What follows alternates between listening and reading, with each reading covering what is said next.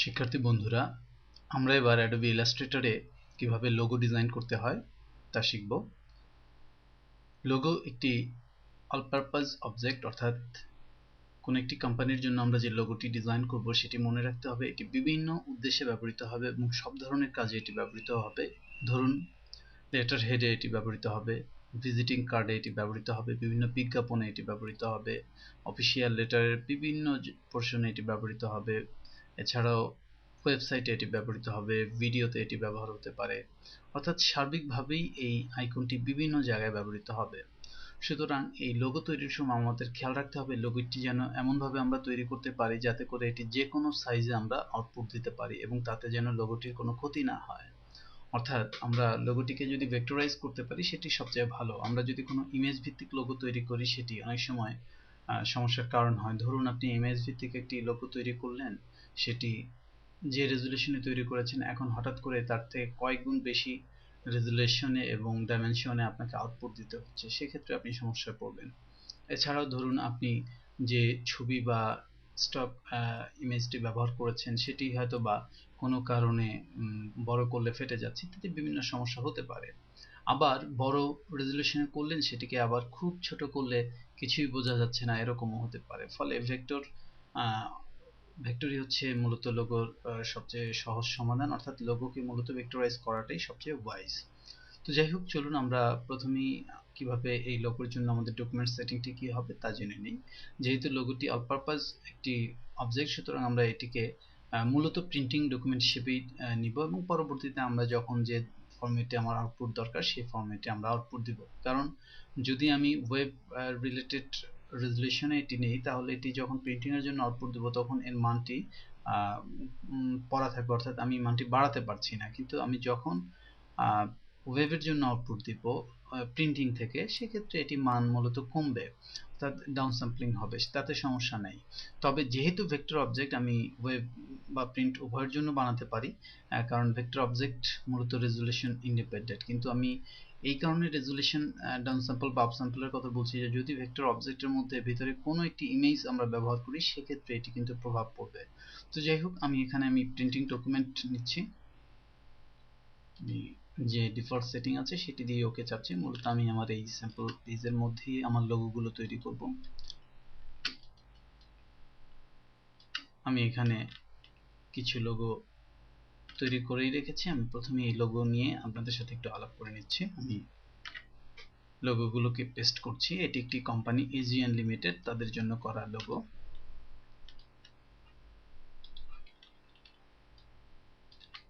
আমি লোগোগুলো একটু ছোট করে নিলাম।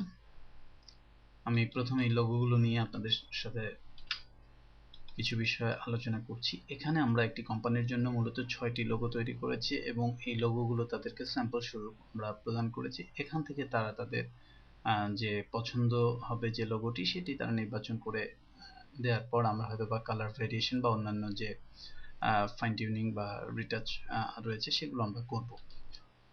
তো এই লোগোগুলো কিভাবে আমরা তৈরি করেছি আমরা দু একটি এক্সাম্পলের মাধ্যমে তা দেখার চেষ্টা করব। প্রথমেই আমরা এই লোগোটির কথা ধরি। আমি লোগোটিকে ক্লোন করে নিচ্ছি অল্টার চেপে। এখানে মূলত যে সমস্ত অবজেক্টগুলো ব্যবহৃত হয়েছে সেটি আমরা তৈরি করে দেখাচ্ছি। প্রথমেই আমরা একটি বৃত্ত নিচ্ছি। আমি বৃত্তটির আউটলাইন না দিয়ে এর ফিল কালার ব্ল্যাক করে দিচ্ছি। ঠিক একইভাবে আমি আরো একটি বৃত্ত নিচ্ছি যেটি মূলত রেড কালার। আমি আমার সোর্স থেকে রেড কালারটি দিচ্ছি এর উপর। আমি একটু ছোট করে দিচ্ছি যেহেতু আমার বৃত্ত ছোট। আমি এবার অ্যালাইন করছি, দুদিক থেকে সেন্টার অ্যালাইন করলাম। এবার আমি এখানে যে ফন্টটি ব্যবহার করব সেই ফন্টের একটি জি লিখব। আমি এখান থেকে ফন্টের নামটি নিয়ে নিচ্ছি কারণ এই লোগোটি আমি অনেক আগে করেছি। ফন্টের নামটি আমি দেখে নিচ্ছি। মূলত এটি যে ফন্টটি ব্যবহার করেছে প্রবাচেট এমএস, এই ফন্টটি আমরা ব্যবহার করব। আমি জি লিখে নিচ্ছি এবং এই ফন্টটি ব্যবহার করছি। আমি এর স্ট্রোক কালার হিসেবে সাদা কালারটি নিচ্ছি এবং ফিল কালার হিসেবে ব্ল্যাক কালারটি নিচ্ছি, যেহেতু আমার এখানে আমরা সেভাবে এটি রেখেছি। আমি এটিকে একটু বড় করছি, যেহেতু আমার এখানে লোগোর সাইজটি বড় কিছুটা, এবং আমি এটাকে 45 ডিগ্রি অ্যাঙ্গেলে অর্থাৎ শিফট চেপে আমি 15 ডিগ্রি করে আমি ঘুরিয়ে নিচ্ছি। আমি এর স্ট্রোকটি একটু বাড়িয়ে দিতে পারি, এখানে 2 পিক্সেল আছে, যেহেতু আমার এই লোগোটি একটু বড়, সুতরাং আমি 3 পিক্সেল করছি। এবার আমি ইজিএন যে লেখাটি আছে সেই লেখাটি আমি তৈরি করব। এটি আপনি জানেন যে কোনো ফন্ট ব্যবহার করে আপনি করতে পারেন। আমি এখানে আমার পছন্দসই একটি ফন্ট ইজিএন এই লেখাটি লিখে দিলাম। লক্ষ্য করুন এটি একটি লোগোতে পরিণত হলে আমি এটিকে গ্রুপ করলাম, এবং লোগোটি চূড়ান্ত হওয়ার পর আমি অবশ্যই এটিকে ক্রিয়েট আউটলাইন করে এটিকে ভেঙে দেব, অর্থাৎ আউটলাইন করে দেব, যাতে করে লোগোটি যে কোনো পিসিতেই দেখা হোক না কেন, যদি এই ফন্টগুলো নাও থাকে সেক্ষেত্রে এটি যেন সঠিকভাবে প্রদর্শিত হয়, আমি সেটি করে দিলাম। তাহলে আমরা দেখলাম যে কিভাবে একটি লোগো আমরা তৈরি করতে পারি। এবার আমরা আরো একটি লোগো তৈরির প্রক্রিয়া দেখব। এই স্যাম্পল থেকে আমরা আরেকটি স্যাম্পল নিচ্ছি। এখানে কিছু স্যাম্পল রয়েছে যেগুলো খুব সহজ।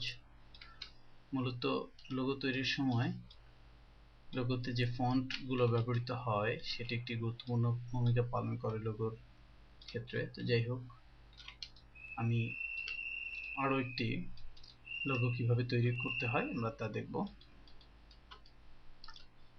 এখানে একটি লোগো রয়েছে যেখানে ইজিএন লেখাটি, আমি এটা আনগ্রুপ করে নিচ্ছি। ইজিএন লেখাটি মূলত একটি ফন্ট বিএন জিনেক্স। আমি এই বিএন জিনেক্স ফন্টেই ইজিএন লেখাটি লিখছি। আমি পুনরায় আপনাদের দেখানোর জন্য এটি করছি, এবং এর স্ট্রোক সাদা রাখছি এবং ফিল কালার ব্ল্যাক রেখেছি। আমি এর স্ট্রোক 3 পিটি করে দিয়েছি। এখন আমার এখানে একটি এই ধরনের শেপ তৈরি করতে হবে, রেক্ট্যাঙ্গুলার শেপ। আমি এই জন্য প্রথমেই শেপটি নিচ্ছি। আমি চাইলে রেক্ট্যাঙ্গুলার শেপ নিয়েও কাজ করতে পারি, বাট আমি যেহেতু এই ধরনের একটি শেপ তৈরি করব, আমি সেই ধরনের একটি শেপ নিয়ে আমি একটি শেপ তৈরি করছি এখানে, এবং এর আউটলাইন আমি অফ করে দিচ্ছি, এবং এর যে ফিল কালার আমরা সেটিকে রেড করে দিচ্ছি।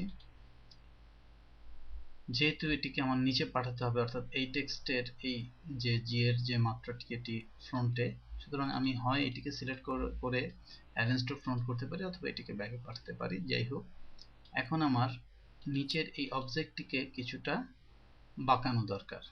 এটি আমরা আমাদের যে ট্রান্সফর্ম উইন্ডোটি রয়েছে, শিফট F8 চাপলে এই উইন্ডোটি আমরা পাবো, এখানে থেকে আমরা করতে পারি। এটি আমি নির্বাচন করে এখানে আমি একটি ভ্যালু দিচ্ছি, ফর এক্সাম্পল 20। আপনি মানানসই করে এই ভ্যালুটি দিবেন, আপনার ফন্টের সাথে যেটা ম্যাচ করবে সেইভাবে আপনি দিবেন। আমি দিচ্ছি। লক্ষ্য করুন আমাদের এই পোর্শনটুকু হয়ে গেছে। এবার আমি একটি পাথ তৈরি করব। এটি মূলত একটি পাথ। আমি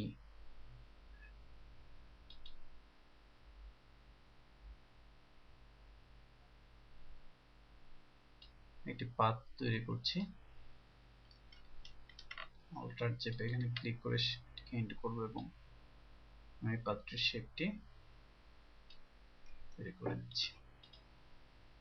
লক্ষ্য করুন আমরা যে ধরনের লোগো তৈরি করতে চেয়েছিলাম সেই লোগোটি তৈরি হয়ে গেছে। তো এভাবে আপনি ইলাস্ট্রেটর ব্যবহার করে আকর্ষণীয় সব লোগো তৈরি করতে পারেন। সময় স্বল্পতার জন্য আমি এখানে দুটি স্যাম্পল নিয়ে আপনাদের সাথে আলোচনা করলাম। আশা করি যেহেতু ইলাস্ট্রেটরের আপনি সমস্ত ফাংশন আপনি জানেন, আশা করি এখানে আমরা যে সমস্ত ডিজাইনগুলো করেছি তার সবগুলো ডিজাইনে আপনি আপনার এই জানা বিষয়গুলো দিয়ে করতে পারবেন।